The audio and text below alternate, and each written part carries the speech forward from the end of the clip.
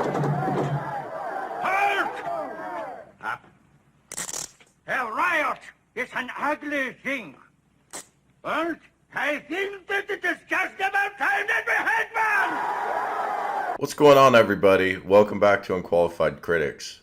Doing this video on Super Pac-Man. It's funny, when this was announced, I never really thought I'd do a lot of videos on it. Looked like another variant of Pac-Man. We all have our opinions on these multiple variants of certain titles, but at the end of the day, it's business. If people are going to buy them, then somebody's going to sell them. And Arcade1up's selling these Pac-Man cabinets probably in really large quantities. And also, the Super Pac-Man cabinet looks pretty good. Now, I've had my issues with the design of this cabinet, but it's not specific to Super Pac-Man. If you remember from that leak, we saw a really nice, fully smooth, properly recessed and angled control panel and monitor. And that's what really got my attention to begin with. And then I thought, well, I wasn't going to buy this cabinet. This isn't quite the games list for me. You guys know I want that Miss Pac-Man cocktail. But I was thinking about buying it because of that. Then we found out, well, that was just a mock-up, and that's not the real design. So my thought was, well, I'll move on. This cabinet's not for me. Well, P-Dubs did go out and buy this cabinet. I'm not quite sure why. I know he's got the Pac-Man 40th, but maybe he just really wants a complete set. Maybe he just really likes the artwork on this. It is a good-looking cabinet. I complained about the design, like I said, but end of the day, this is one of the better-looking cabinets Arcade1up has made, even with the improperly angled control panel. All right, so all that said, P-Dubs posted a video on Facebook, and I don't know how to directly link to it. It's in the Facebook official Arcade1up fan club or whatever it's called. I'll put a link to the group. It's one of the top posts there, so it'll be easy for you to find. The video is very simple. I can just explain it to you with words. I don't need to show it. I'm not going to show it. If he wants to post it to YouTube, he can. I'll leave that to him. But look, all you need to know is this. The fire button, or the shoot button, for Galaga and for Galaxian is mapped to the left button, not the right button. And this isn't the first time these buttons have been mismapped from an Arcade1up Namco cabinet. When the Dig Dug Countercade came out, that was actually the only countercade I was interested in because I'm a big fan of Dig Dug, and at the time there was no other way to play Dig Dug on an Arcade1up.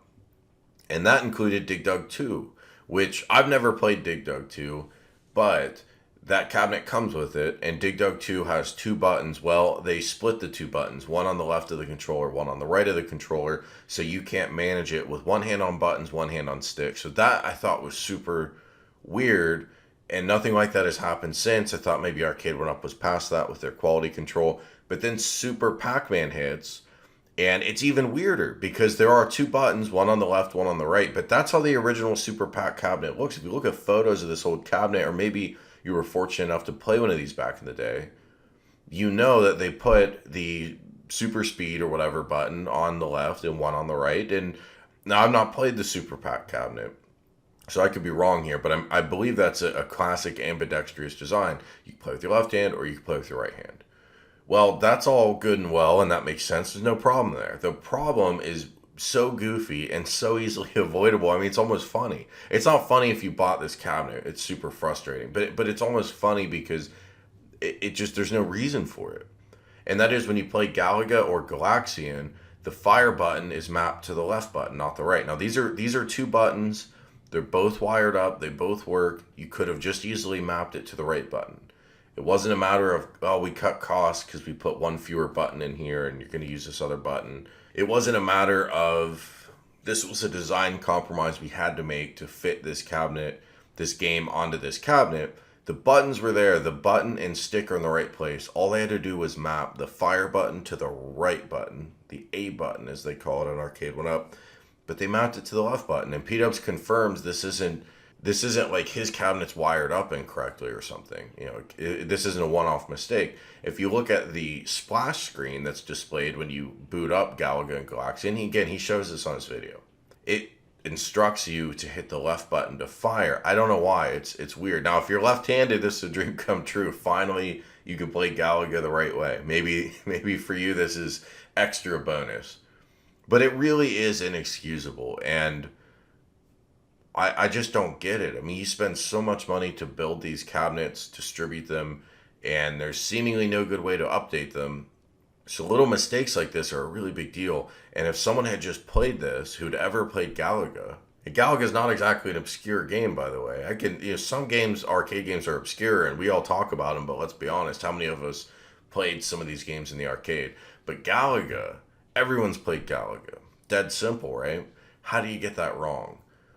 I really wish there was a license or review process, to be honest. So the companies like Namco that provide this, and Namco's probably too big to care, but get involved and look at how your games are being distributed and provide input, or for Arcade1up, play test this thing with somebody who's ever set foot in an arcade, for crying out loud.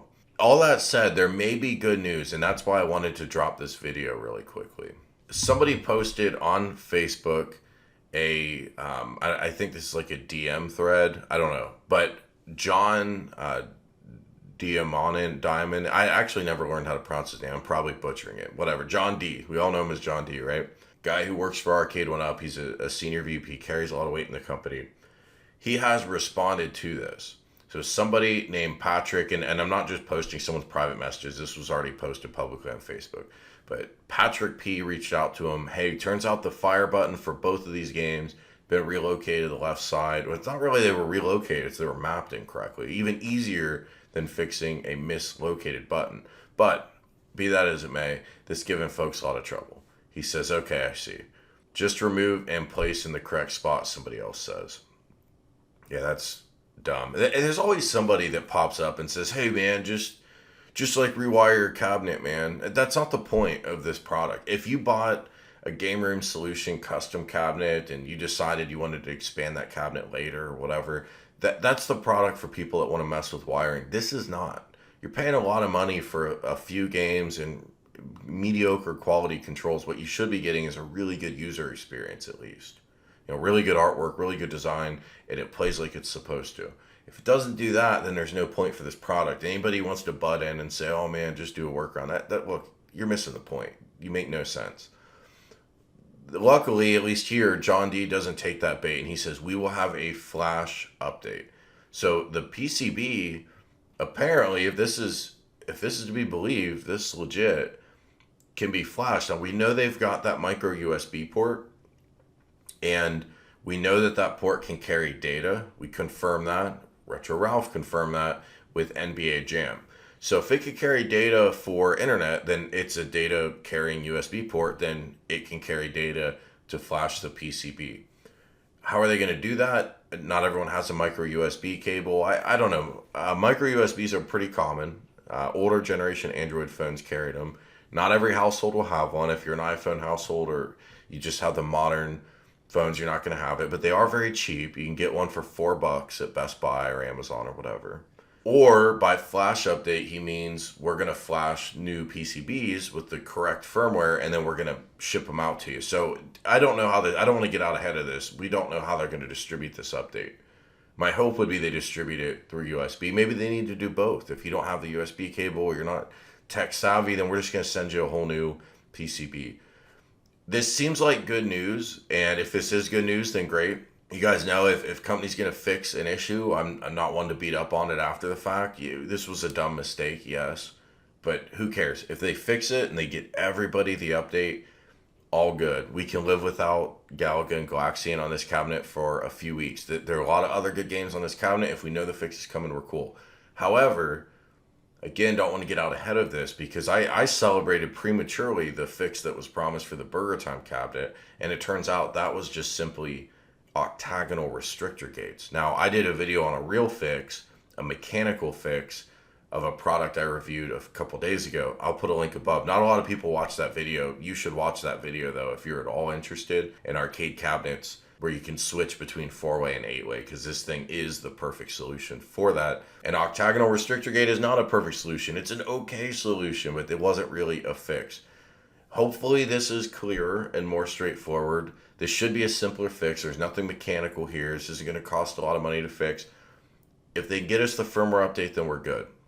My humble request and suggestion would be make sure everyone who bought this cabinet is made aware of this fix, because not everybody who goes into Costco and buys this thing is watching us on YouTube or watching your guys' social media channels And that's pretty weak if the only people who get the fix are people who know to ask for the fix. It's a mistake, needs to be fixed. If it is fixed, all is forgiven. Hope you guys enjoyed the video. Let me know what you think below in the comments. Again, link to the Facebook group where you can watch the original video. And that's that. We'll talk to you soon. Dripping lights paint the sky.